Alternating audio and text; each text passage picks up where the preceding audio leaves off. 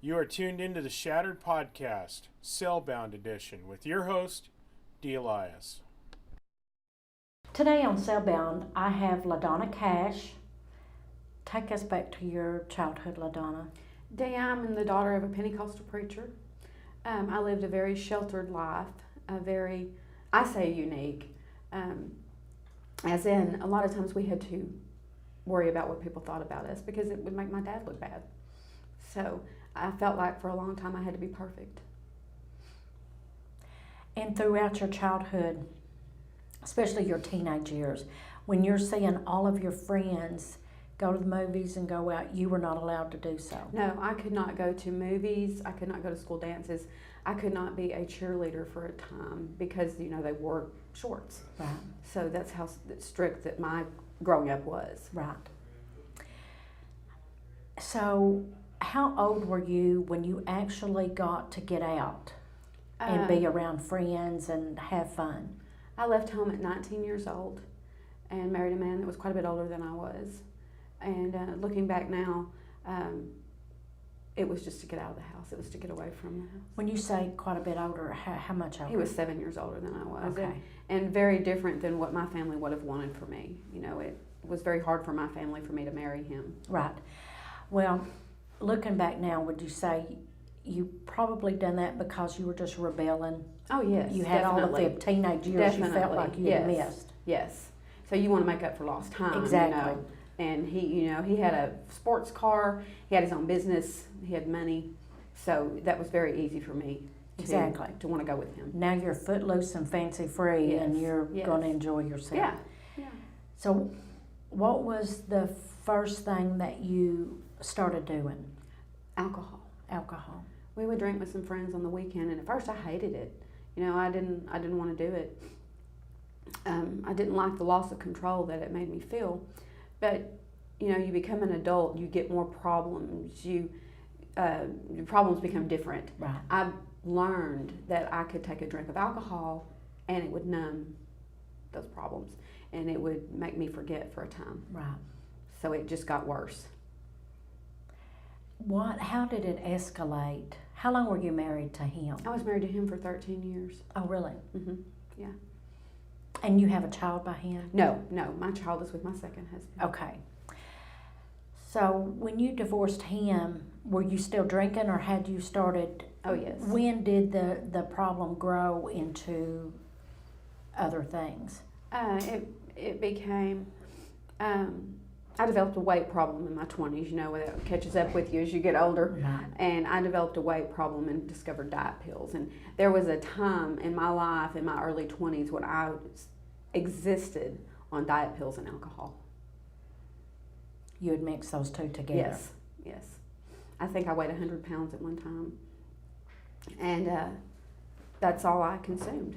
I might have a yogurt, I might have a piece of bread, but diet pills and alcohol became my lifestyle there for a while. And we're talking bad blackouts, horrible alcohol blackouts, hallucinations. There were times that my family thought I was going to die because I had ingested so much alcohol. Was it over-the-counter diet pills, or were you going No, to the doctor and getting I prescription? was getting them from a doctor.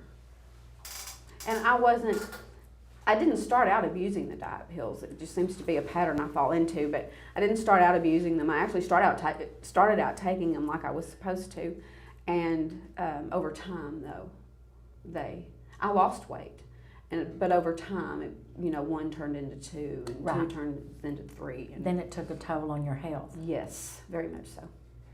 Very much so.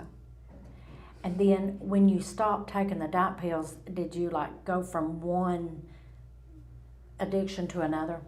Actually, my first husband and I started experimenting with cocaine, and we did some acid around that time too. So it's always been one drug or another. It's like I go from one to another. Right. If you stop one, it's because you've started another one. Yeah. And I would have times of sobriety in there. I might have a year here or 6 months there, but it never lasted. Right. Thinking back, do you know what would make you fall off the wagon and go back into the drug use? Oh, any number of things, finances, marital problems. My first husband was not faithful, and that was a big trigger for me. Any kind of stressful situations, and I was back with the bottle. Because I figured out that after a few minutes with that bottle, I didn't care so much whether my husband was having an affair on me or not. Right. That became my friend, my best friend. And then your second husband, did he drink or do drugs? No, he didn't do either. He didn't. He is a social drinker, but no, not as with the magnitude that I did. And marijuana, in my second marriage, marijuana became a big... He did smoke marijuana? No, he did not. My second husband did nothing. He just socially drank every now and then. But I think I wanted out of my marriage with my first husband, and I thought that getting with my second husband and having a baby would make me happy, because through all this, I'm looking for happiness. Right. I'm looking for a sense of contentment, and I wasn't finding it. And I thought if I could get out of my first marriage and get with my second husband, I could have a baby, because my first husband couldn't, and that would make me happy. But I found out, of course, that that was not going to bring me happiness. Right. So the problem again escalated, and he and I had horrible fights. Horrible. There was aspects of abuse there, because we would fight so hard. Right. And how long were you married to him? I was married to him for about 5 years, and I do have a beautiful son with him. Did your life kind of spiral out of control when that marriage ended in a divorce? Oh yes, yeah. I did not. When I realized that there was a possibility I was going to lose my child because of my drug and alcohol use, I was doing everything I could to keep that marriage together. Right. So the stresses of trying to keep it together and him not wanting to keep it together, that was hard. It was really hard. So yes, I again spiraled out of control. So when did you meet the husband that you have now? I met him, actually I had gotten a DWI in one county and was supposed to serve jail time. And my job was willing to give me a week if I moved, because it had came up that I might be able to. So when did you meet your husband that you were married to now? I met him back in about 2010. I had moved to DeQueen. I transferred on my job, which resulted from a DWI. And I came to DeQueen and started going to church at the Assembly of God church, and I prayed for God to send me somebody. Most of the men I had met had not been through church, so I had asked God to send me somebody, and I met Joel. So what has, between the two of y'all, tell me a little bit about what y'all have experienced in this marriage. Joel always says that he trained for me his whole life, because he has some substance abuse problems in his family. His mom and his sister both struggled, much as I do. The three of us were all cut from the same cloth. So when Joel got me, we self-medicated, So he kind of knew, having to take care of his mother at such a young age and then taking care of his sister, he knew what to expect with me, and he's tried really hard. He started spiraling downhill maybe at the loss of his mom and his sister. Yes, he has had some issues as well. Which was, it appeared to be an accidental overdose. His sister.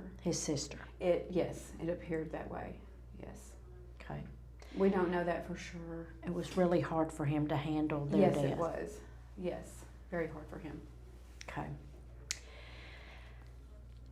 So today you're in the RSET program. I am. What led you here? I, once again, was in rehab for pain pills this time, opiates. And you were in a 30-day. I was in a 36-day program. 36-day yes. program. And met some people. And when I got out of that 36-day program, I started doing methamphetamine. And in order to support that methamphetamine habit, I stole a gun from my father-in-law, which is something that I would never have done before. Exactly.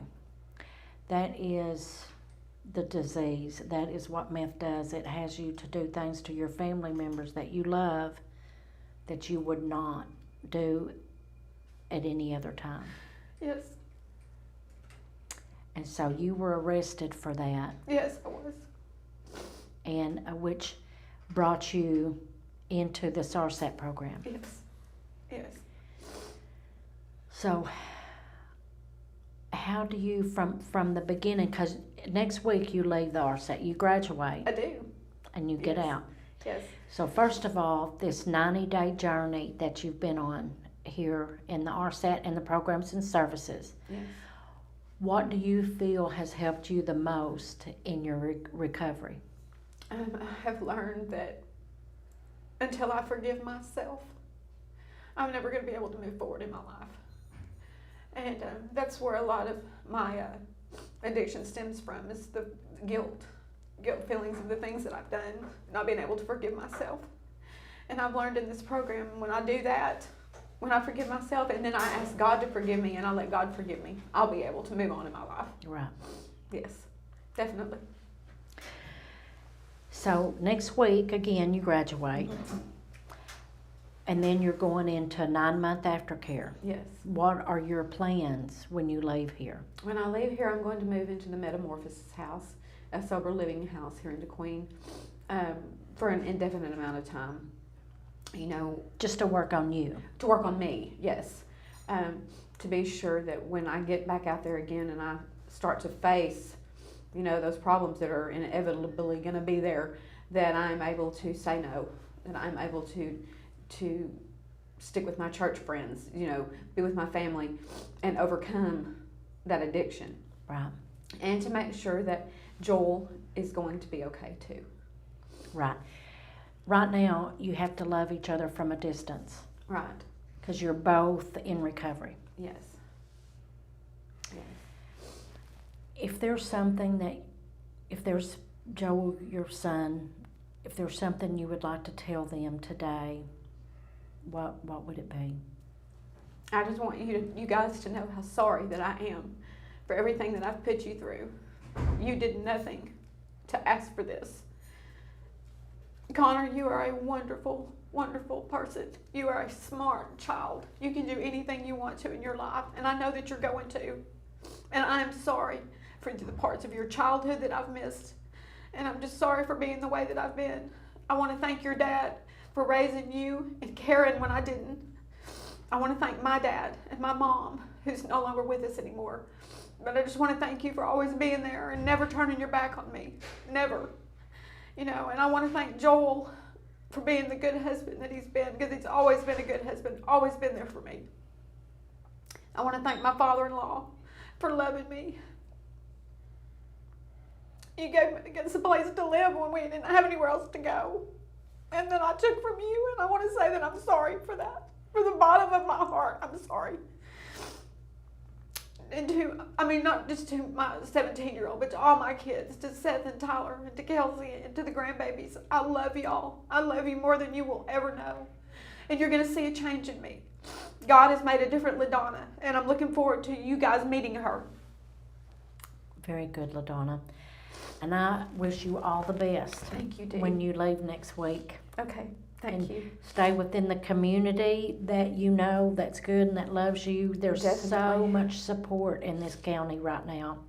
So much support. So many programs on the outside that you've had them on the inside, and Yes. they've also got them now on the outside. Yes.